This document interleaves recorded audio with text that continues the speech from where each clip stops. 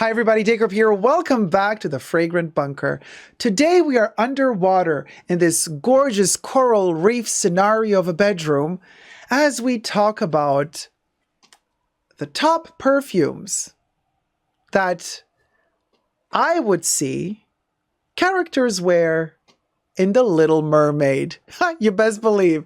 Whether it be the original version or the more current Disney version of it. Who would wear what?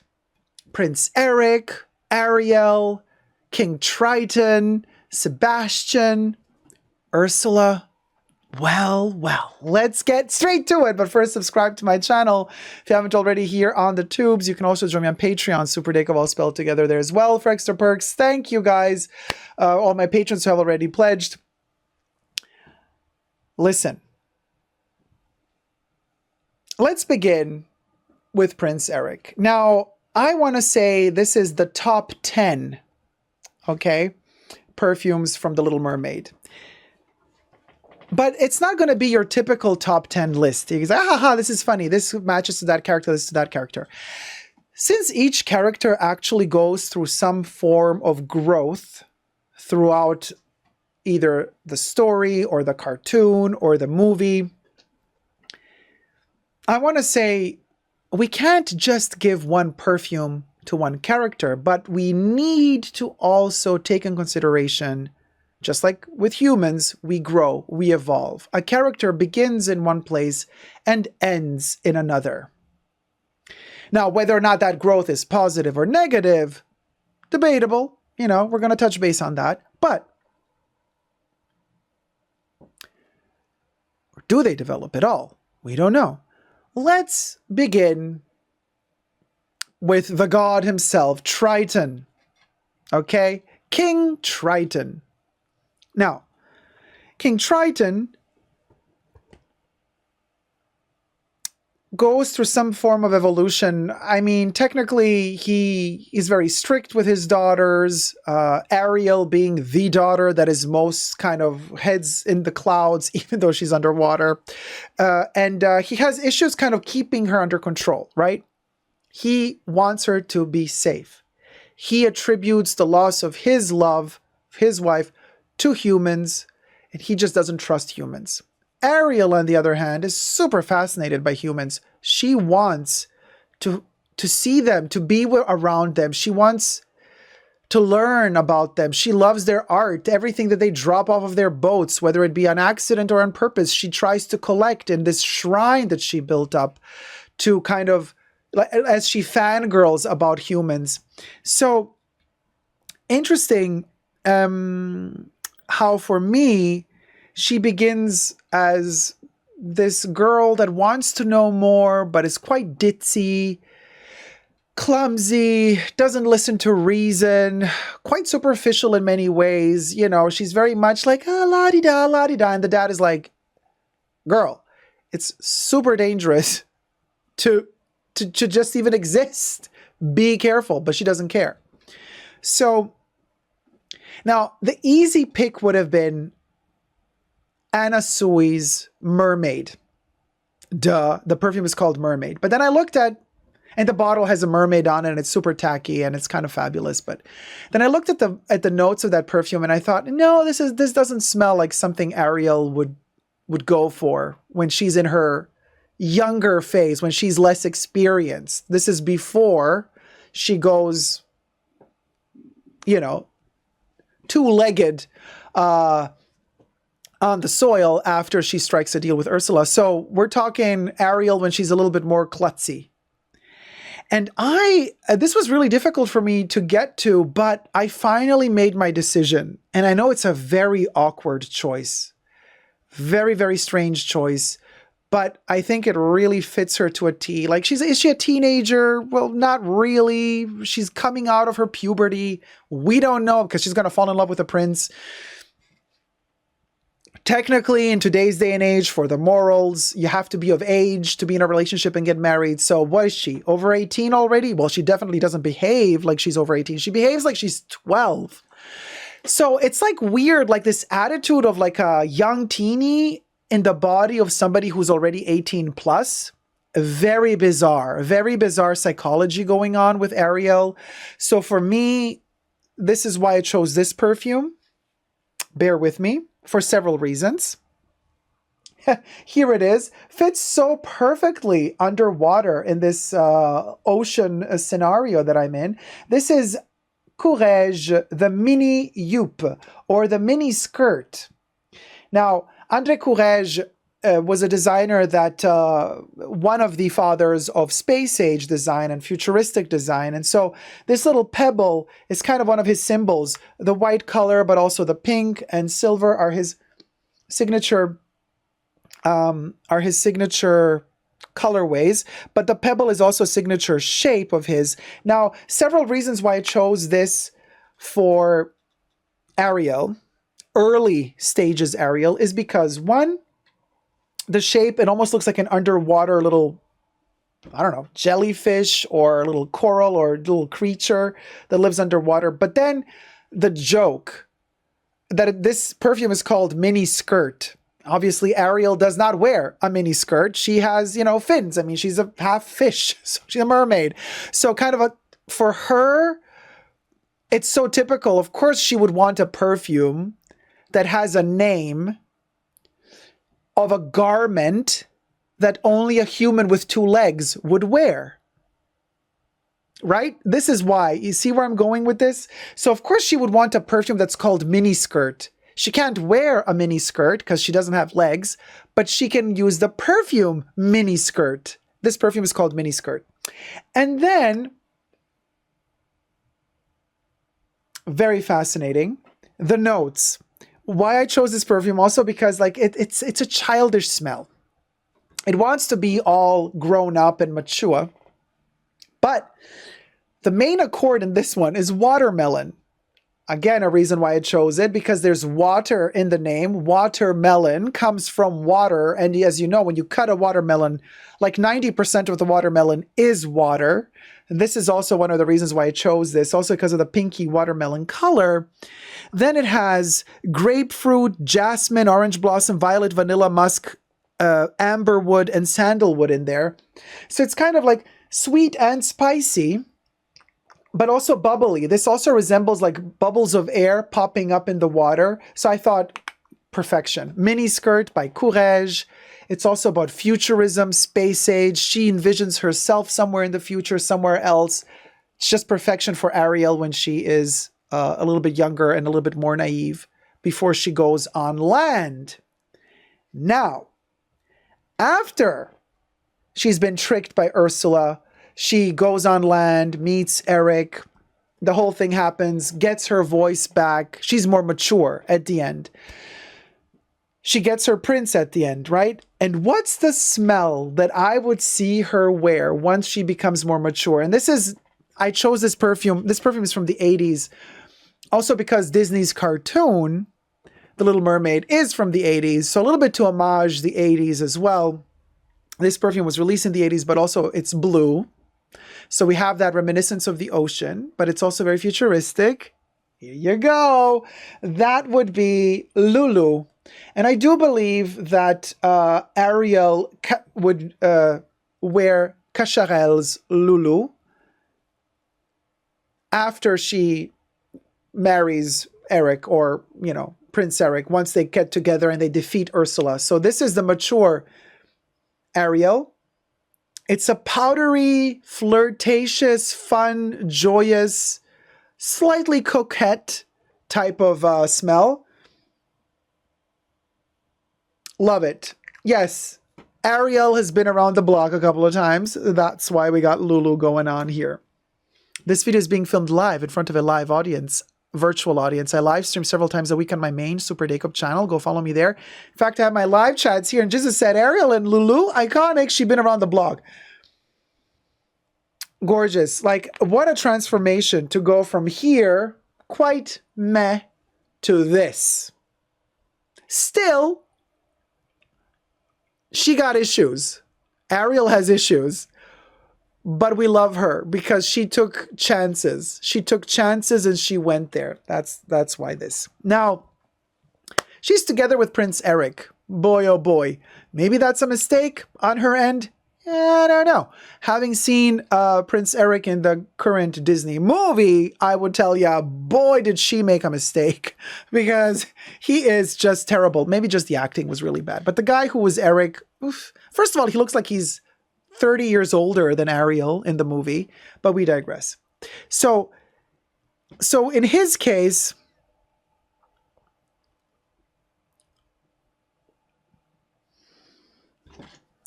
I'm going to be a little bit more.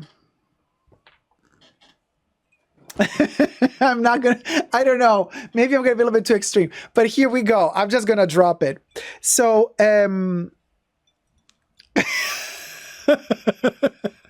listen, Eric, Prince Eric, darling. Oh, I know your spiel. I know what you're going for. You schlamazel. Here we got Yves Saint Laurent's La Nuit de l'Homme. Or is this just...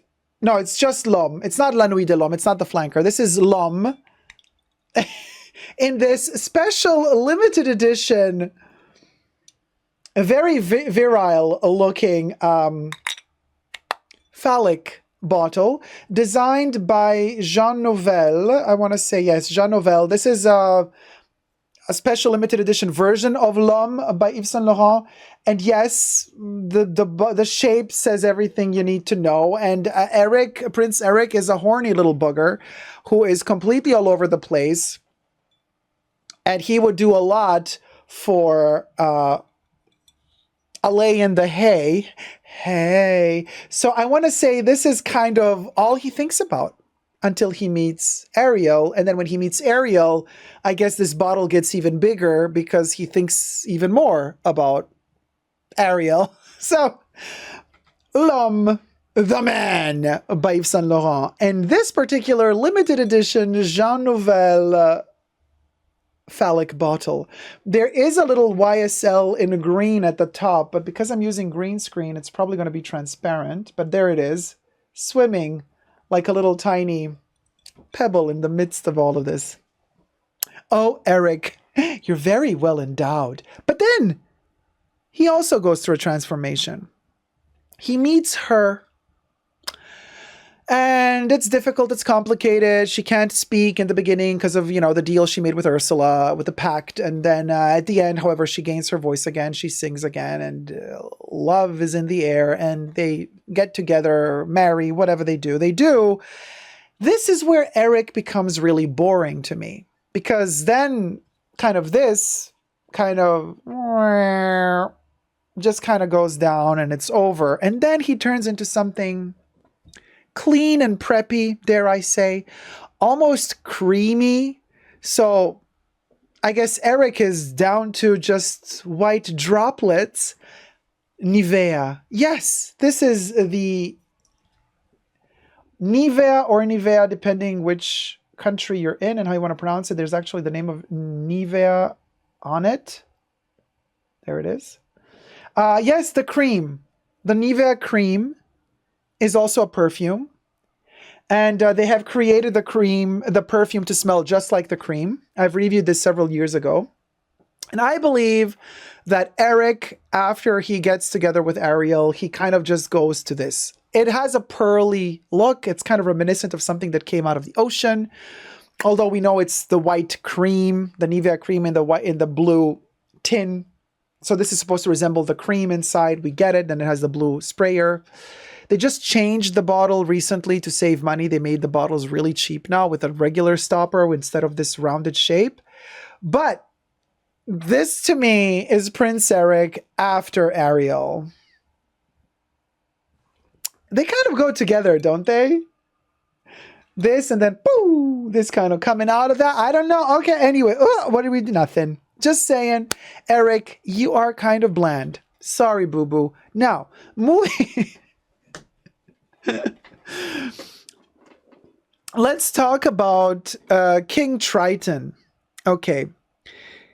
So King Triton goes through an interesting transformation. At the beginning, he's very much full of himself. Like, he is the god of the seas. He is conservative. He is protective. He would wear a perfume for the gods. he's aware of the fact that he's a god, right? So of course, Triton would wear a perfume that bears another god's name. And that would be Antaeus by Chanel. So King Triton begins in his bitter stage and phase of life, angry that he lost his wife. And so he's wearing this god perfume, Antaeus, suited for the gods. And it suits this very masculine, powerful god from the underseas. And it's strong, it's powerful. You know, it's a very, very, very deep, honeyed, aldehydic accord with a lot of spices in it, a lot of woods. This thing goes very, very deep and it's very intense. It is a powerhouse fragrance, also from the 80s, a little bit to homage, again, the Little Mermaid cartoon release by Disney, which was also in the 80s, but also because literally this perfume, the name suits Triton to a T, a god perfume for a god, but also the smell and also the color. The depths of the sea when there's like almost no light filtering through the water when you're that deep. That's when it turns all to black. And I think Antaeus is definitely his smell in the beginning of the movie / cartoon / novel or book. But then this is a very interesting transformation. He softens up towards the end, doesn't he? He changes his mind about humans when Ariel manages to change his mind about humans, and he kind of appreciates humans towards the end of the movie. He accepts Eric into the family, and Ariel, you know, she gets her feet and she leaves home, but she's always in touch with her family under the sea. And so he softens up, and this next perfume suits him to a T. Also because this next perfume was inspired by special materials found in the ocean or in the sea.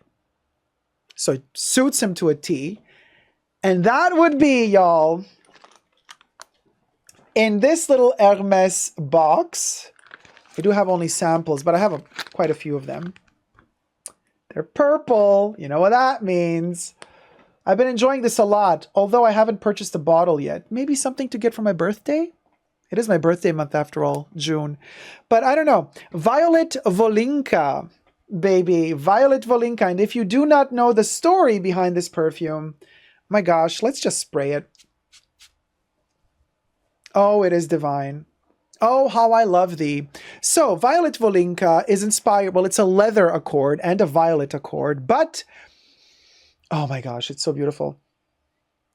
So, Hermes was trying to hunt down this sunken Russian ship from decades ago, from when the Tsar was still alive, and Volinka is a special type of leather that apparently only Russia had the technique to develop this leather, the quality of leather for the Tsars.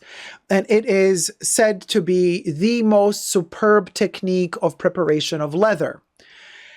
One of these ships carrying the Volinka leather sunk at the bottom of the ocean. And we're talking decades later, I don't know, tens of years or hundreds of, I don't know how many years later, somebody found the ship, and the leather inside of the crates in the ship was still preserved intact, perfect like the day it was made. But long gone was the technique to make this leather. The leather had a particular smell, a particular quality. So Hermes started digging, trying to figure out, getting their hands on that leather, trying to figure out how to, from the leather, put together the technique, materials, what chemicals were used to prepare the leather that way. So apparently Hermes now has discovered a technique to create the Volinka leather. Allegedly. To commemorate that, they've created a perfume that smells of Volinka leather, which was found under the ocean. And this is why I think Triton could have been the one to go investigating, to have found that sunken ship, and he would have smelled the Volinka leather first. So this perfume is perfect for him. I think it's perfect for Triton. Oh, it's so divine. And it is perfect for Triton after his evolution because he's now softer. He's now more ready to accept what humans make. You see, he was wearing a perfume from the gods before. Now he has opened up to humans. He doesn't think that they're just evil and bad. So now he's accepting a perfume that they made of a leather that they prepared. And plus the smell of the violets and the powdery accord and this soft, suede, delicate leather. It's just much softer than Anteus. So it's a more friendly and open-hearted Triton at the end of the movie. That's why Violet Volinka, I think, is perfection. You see how it all connects and clicks together? I'm kind of mind blown myself. Everything is holistic. Everything is meant to be. Jesus says Hermes actually had bags in Volinka leather. It's in this gorgeous, deep, brownish red color. Kev says Triton sunk the boat to steal the leather for his Birkin. And now you know how his Birkin smells like. Now we move to Sebastian. Now Sebastian is the crab that does Triton's bidding. Triton is kind of maneuvering and commanding Sebastian to keep an eye out for Ariel, keep an eye on Ariel to keep her out of trouble. Sebastian doesn't really do a good job of it. Sebastian is coincidentally also one of those rare characters that does not really undergo a transformation from the beginning of the movie to the end. He is confused. He means well from the beginning, but all the way till the end, he remains... He's like the comedic relief of the movie, but he's also always the sidekick of Ariel. He's always kind of slightly bullied around by Triton. He does not really undergo a transformation. So this is why for Sebastian, I do not see a before and after fragrance. Sebastian only gets one. But that one is very fishy. He is a crab after all. And that perfume is very oceany, fishy, but fruity at the same time. And that's why, and since Sebastian is in connection with Triton, he has, a direct contact to the god of the sea, but he's also in contact with Ariel. He has this duality. He's in a very high position, even though he does not have a high power himself. And there you go. The chats have guessed it. You best believe we got ourselves a caviar accord in Womanity by Thierry Mugler in this gorgeous bottle. This is a caviar, salty, oceany accord with fig leaf, fig fruit, and fig tree. 3 facets of fig and an oceany accord. This is Sebastian to a T. It is bland enough to pass unnoticed if it needs to pass unnoticed when he's under Triton, but it has character enough to also kind of be noticed by the rest of us, the audience, the public, which is what Sebastian is there for. He is the comedic relief. Divine. I love Womanity. So I'm not saying just because he doesn't deserve a second perfume, bad character. No. Womanity is one of my favorite Mugler fragrances. So it's that oceany, salty, watery accord in here that really gives me Sebastian vibes. Plus Womanity, because he's in service of the woman, Ariel. Fits to a T. This could be Ariel from the future, this face, this alien face on the top of the bottle, actually. Actually, you know what? This does look like a mermaid relic of some sorts. Yes, it does look like H.R. Giger's Alien as well, but it also has very, very kind of mermaidy vibes about it. It's like something you could find under the ocean. Womanity by Thierry Mugler. We did save the best for last, didn't we? Yes, we did. Yes, we did. We saved the best for last, and that would be Ursula. Again, misunderstood, or was she evil from the get-go? Well, she does have a backstory, and she does feel like she has been betrayed and not given the proper attention, by Triton, by her family. She just feels alone and unloved, and she just wants to rule the world through the oceans, and she's very confused. She wants to be the most beautiful, she wants to have the power, the attention, but there's this void inside of her that nothing can fill. And since a young age, apparently, depending on which version of the story you listen to, she's already been quite naughty and difficult to deal with and to manage. So with Ursula, I want to go back in time before the movie or before the cartoon, when she's younger. Kind of what made her become Ursula. And then we're going to see the perfume that she wears in my opinion, that she would wear throughout the entire movie. But the young Ursula, for me, had something provocative about her. She would be flirtatious, very sexual, very much using the body and the curves to kind of, do this, to lure you in, and the tentacles and that whole vibe. And plus, she has that lilac-y purple accord with black and white and gray. So there's this kind of whole color scheme to her, which is very alluring. And also very aristocratic. Purple and lilac is a very aristocratic color. Squid life, right, Debs?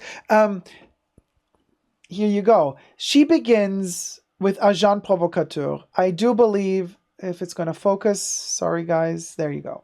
Agent Provocateur, the first iteration of it, not the flanker. This is one of Vivienne Westwood's sons, who started this lingerie fashion brand, but Agent Provocateur is also a perfume. And the first iteration of the perfume of Agent Provocateur is the one that I'm talking about here. A very, very heavy rose accord and a deep, deep amber. It is highly erotic and sexual. Actually, let me take the protection thing off if I can. No, I can't. No, I took the stopper off. Okay, we have Violet Valinka here, but let me, up here, I'm going to spray Agent Provocateur just to have a little fresh moment with it. Oh yeah, this is Ursula. This is a young Ursula, because that amber is dirty, because there's this kind of damask rose, almost drenched in honey. It's a powdery, ambery, sensual. Agent Provocateur. That's what she was, until she pushed the boundaries so far that Triton had to say, you know what, you're segregated. You're expelled. You are expelled from our community life. You're going to have to live alone in the depths of the ocean, segregated. Nobody's going to want to have anything to do with you.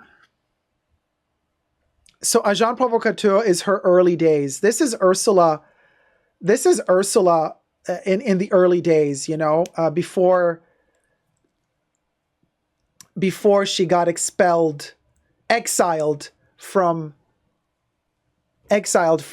the kingdom.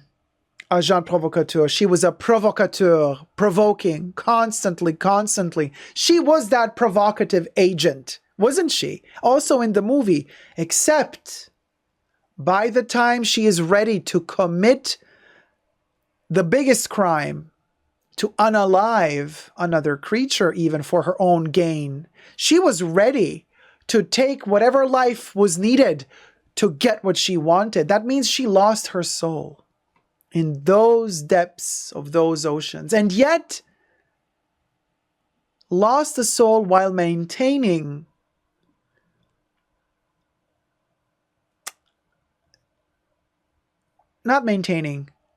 giving to us, the viewers, the feeling of the vastness that is Ursula, not just because she's big in form, but also because of that dark color that she has in the depths of the ocean where she lives. She expands, it's almost like she's mirroring the ocean. And you know how the ocean it's terrifying when you go into the depths of the ocean and there's no more light filtering through. There's just this like dark black void with no light. The only thing that you can hear echoing for miles and miles and miles is the song of the whales.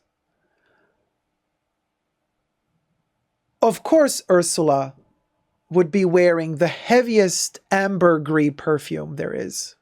In those depths of the oceans, ambergris is a material that is expelled by sperm whales.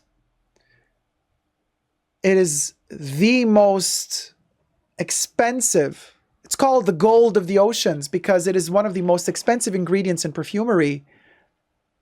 And coincidentally, it stems from the ocean. And of course, Ursula is going to wear ambergris. She's going to have the most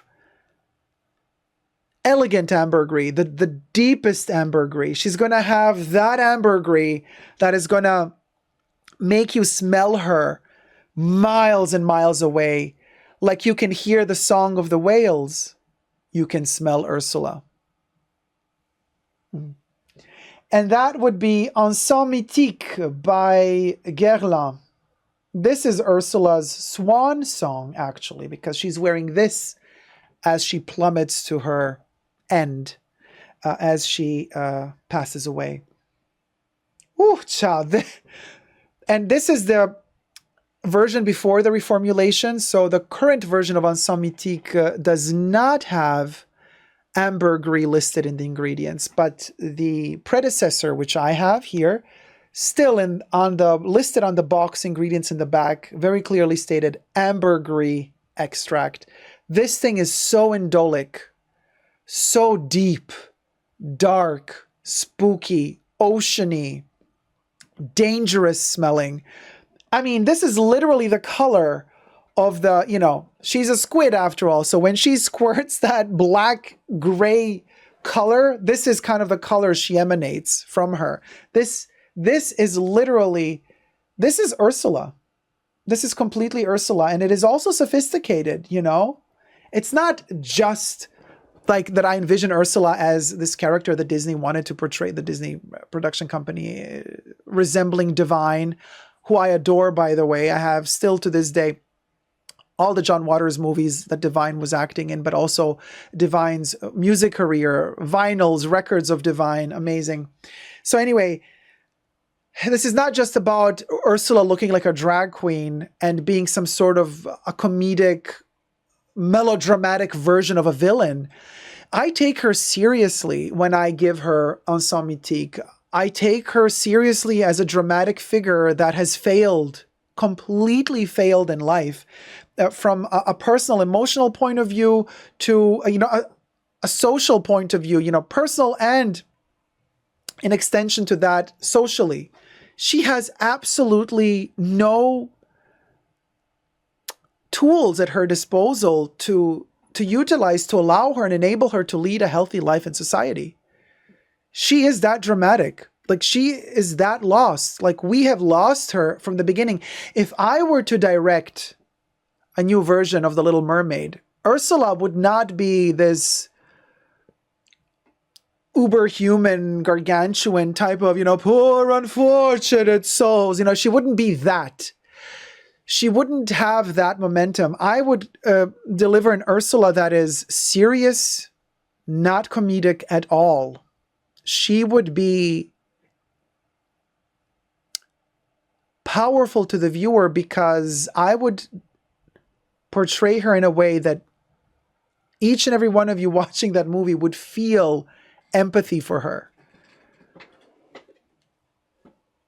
Which, of course, Disney doesn't want to do because they have to be very clear. Villain is a villain. Bad guy is a bad guy. There's no nuance in a Disney cartoon. Heaven forbid. Because, what do they think? That their audiences are dumb? That the audiences won't be able to understand nuance, subtlety? So let's just sell tickets, right? Allegedly.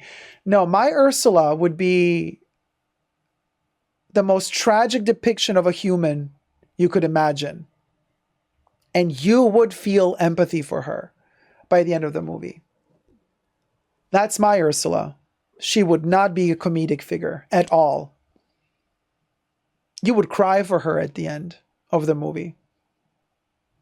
And the last thing you would see in that movie as kind of, the light shuts down, it would be her POV, her point of view. The camera is inside of her, right, looking. And then as she's kind of fading, we just have that kind of blinking of the eye from inside of the camera, and it just kind of she closes the eye the last time and it's just all black. Darkness, silence, silence, silence for a couple of moments, and then the music begins, and then the end title starts scrolling up. That's the end of The Little Mermaid. Her last view as she sinks to the bottom of the ocean. And then if we had Odorama, like John Waters had, I would spray every cinema with this perfume. As the movie ends, as she's closing her eye one last time, we have in the theater, this perfume just kind of sprays out from the screen, from the sides of the screen into the audience. And then you feel the smell kind of falling on you in the air as she's passing away. End scene. And with that, I conclude my story of The Little Mermaid, narrated by superdacob for you through the poetry of perfume. I don't think anybody has done this before. A whole new version of The Little Mermaid, perhaps, through fragrances. Let me know if you enjoy this type of video. If you do, let me know in the comment section down below and I can make more of them, because I do love movies and I do love a good drama. And I love to envision and think about which character wears what perfume and what's the psychology behind the smell of that perfume for that character. If you've enjoyed this video, thumb it up and subscribe to this underwater fragrant bunker, mollusk smelling bunker. Until next time, never forget to never give up on love. Love you loads. Subscribe.